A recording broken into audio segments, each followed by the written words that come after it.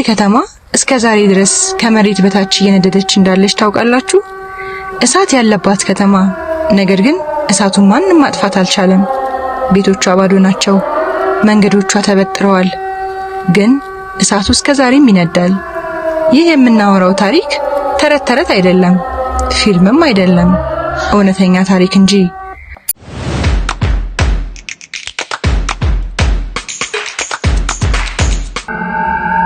ሴንትራሊያ በአሜሪካ ፔንሲልቫኒያ ግዛት ውስጥ ያለች ትንሽ ከተማ ነበረች። ከተማዋ በኮል ወይም ደግሞ የድንጋይ ነዳጅ ላይ ተመስርታ ነበር። አብዛኛው ሕዝብ ማዕድን ይሰራ ነበር። እስከ 1960 ዓመት ድረስ ተስፋ ያለች ከተማ ነበረች።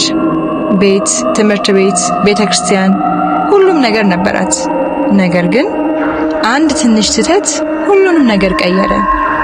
በ1962 ዓመተ ምህረት ከተማዋ የቆሻሻ ማጽዳት ቀን ነበረ።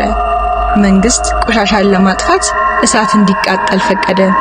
ነገር ግን ከቆሻሻው በታች ኮል ማይን እንዳለ ማንም አላስተዋለም። እሳቱ ወደ ማዕድኑ ገባ።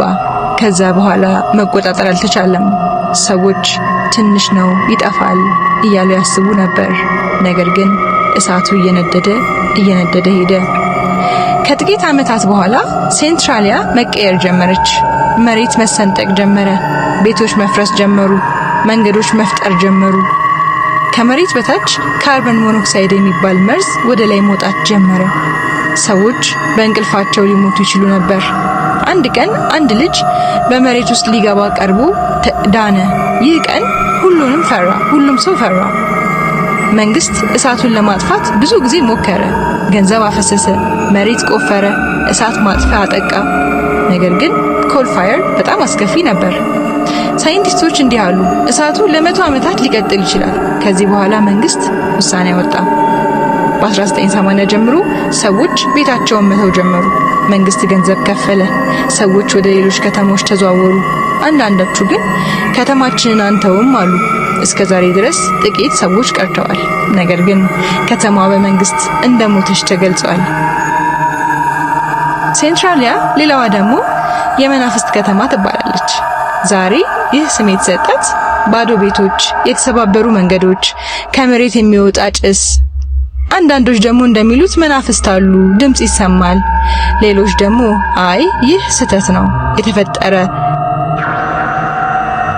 ሴንትራሊያ ከተማ ብቻ አይደለችም። የሰው ስህተት፣ የተፈጥሮ ኃይል፣ የማይመለስ ውጤት።